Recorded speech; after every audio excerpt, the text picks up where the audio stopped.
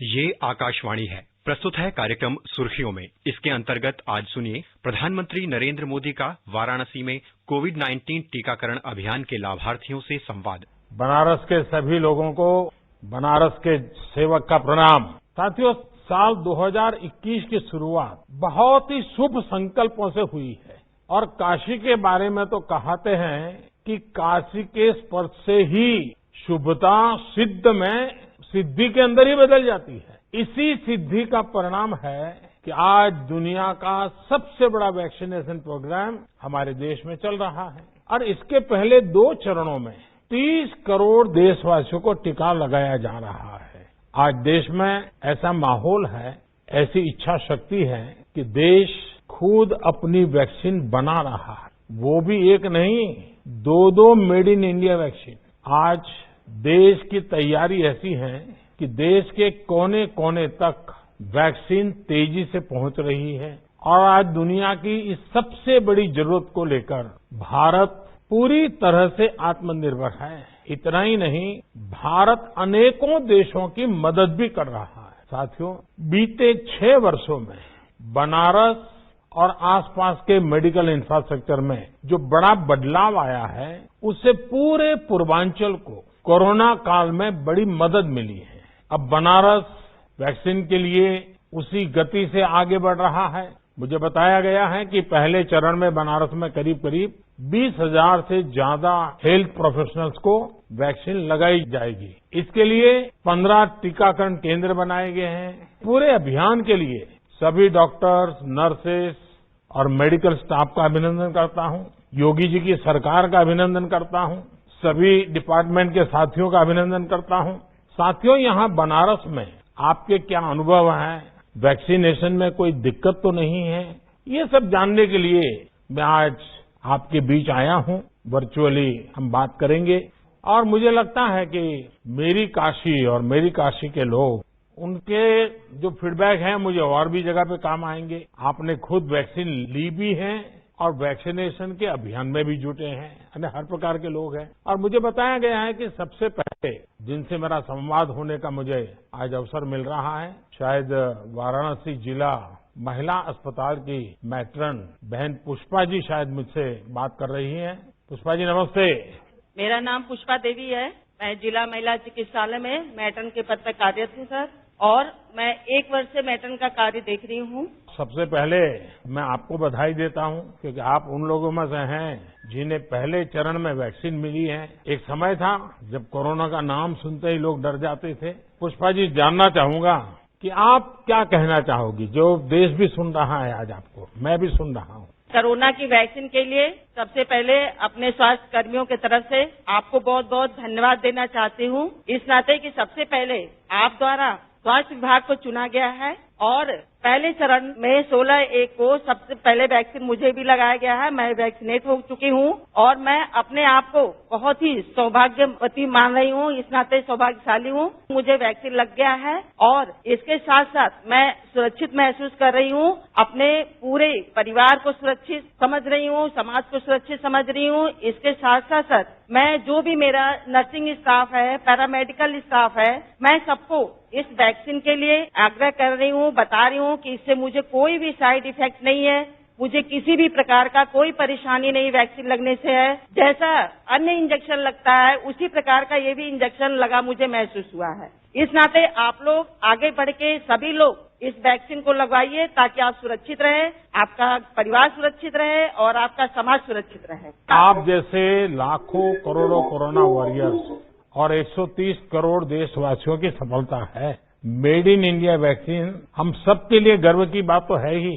जैसे आपने कहा कि आपको कोई दिक्कत नहीं हुई है, कोई माइंड इफेक्ट भी नहीं हुआ है, यानी आप बिल्कुल विश्वास से किसी को भी कह सकती हैं कि भाई ये जो कुछ भी आपने किया, अनुभव किया, एकदम उत्तम अनुभव है। बताइए पुष्पा जी। लोगों को ये विश्वास दिलाना है कि देखिए ये आपके लिए बहुत ही महत्वपूर्ण वैक्सीन है और हमारे माननीय प्रधानमंत्री द्वारा जी 9 महीने के अंदर वैक्सीन उपलब्ध कराया है और ये वैक्सीन लगाने से आप लोग बिल्कुल सुरक्षित रहोगे और मन में किसी प्रकार का कोई डर आप लोग न लाएं कि वैक्सीन लगाने से हमें कोई इसका साइड इफेक्ट होगा या हमें कोई इसका नुकसान होगा। इस नाते सभी को अपने मन में डर को हटा देना और वैक्सीन लगवाना है। सुषमा जी, आपने बहुत सही कहा। कोई भी वैक्सीन बनाने के पीछे हमारे वैज्ञानिकों की कड़ी मेहनत होती है और इसकी एक पूरी वैज्ञानिक प्रक्रिया होती है। और आपने सुना होगा, शुरू में मुझ पर बड़ा प्रेशर आता था, वैक्सीन जल्दी क्यों नहीं आती है, वैक्सीन कब लगाओगे। अब राजनीति में तो इधर की भी बात होती है, उधर की भी बात होती है।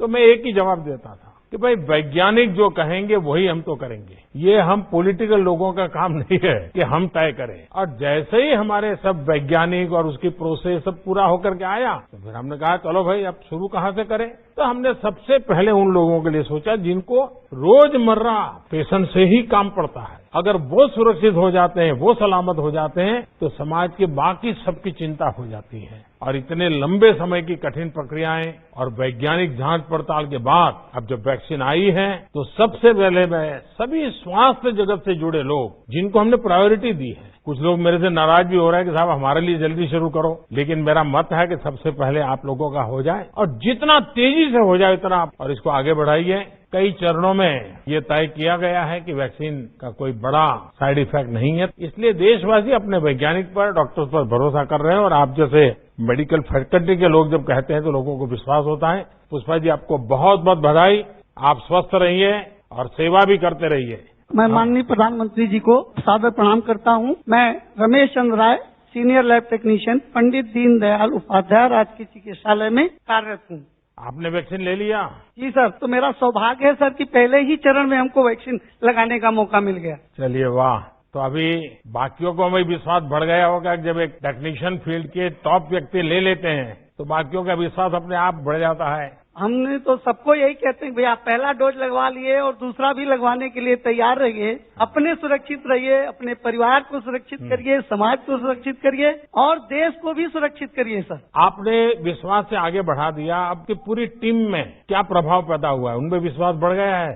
पहले चरण में तो 81 लोगों ने सर आकर के जो है टीकाकरण कराया। 19 लोग संभवतः कहीं चले गए थे किसी कारण से नहीं, और आज भी टीकाकरण हमारे यहाँ पूर्ण रूप से चल रहा है। सर रमेश जी, मेरी आपको भी बहुत शुभकामना है, आपकी पूरी टीम को भी बहुत शुभकामना है। बहुत बहुत धन्यवाद आपका।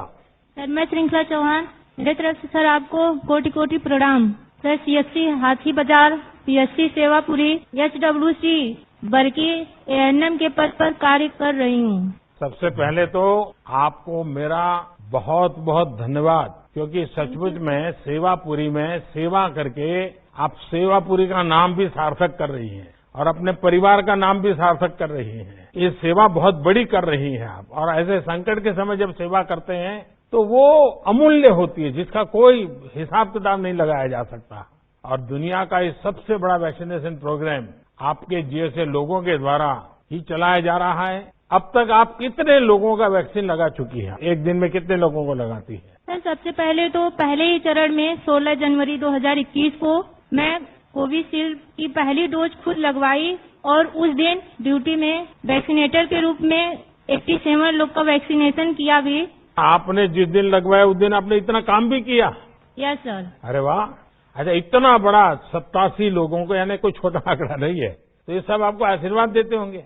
सर, हम लोग लास्ट में जो लोग उस समय ड्यूटी में थे तो सारे लोग को लगाने के बाद में हम लोग ने वैक्सीन लगवाई थी। अच्छा, आज आप सबसे मुझे बात करने का मौका मिला है कि मेरे मन को संतोष हुआ कि मैं इस वैक्सीनेशन के काम में भी मेरे काशी वासियों से मिल सका, उनसे बात कर सका, और खास करके मेडिकल फ्रेटर्निटी के लोग हैं जो सचमुच इस काम का नेतृत्व कर रहे हैं, उनके दर्शन करने का मौका मिला, उनसे बात करने का मौका मिला। तो मेरे लिए भी एक सौभाग्य की पल है। मैं फिर एक बार काशी वासियों को आग्रह करूंगा कि पहले राउंड में जिनका वैक्सीनेशन का काम चल रहा है वे भी जल्दी से जल्दी 100% कर लें और फिर हम अगले चरण में जाएं, ताकि बाकी नागरिकों जो 50 से ऊपर की उम्र के हैं उनको मौका मिल जाए। और हम तेजी से, एक काशी के सेवक के नाते मैं जरूर कहूंगा कि बहुत जल्दी हम काशी में इस काम को पूरा करें। मेरी आप सबको बहुत बहुत शुभकामनाएं। धन्यवाद। अभी आप सुन रहे थे प्रधानमंत्री नरेंद्र मोदी का वाराणसी में कोविड-19 टीकाकरण अभियान के लाभार्थियों से संवाद। ये कार्यक्रम आकाशवाणी के समाचार सेवा प्रभाग द्वारा प्रस्तुत किया गया। इसे आप हमारे mobile app news on AIR पर भी सुन सकते हैं। इस कार्यक्रम के संबंध में आप अपनी प्रतिक्रिया हमें ईमेल कर सकते हैं। पता है airnsdtalks@gmail.com। ये कार्यक्रम फिर से सुनने के लिए लॉग ऑन करें हमारी वेबसाइट newsonair.com।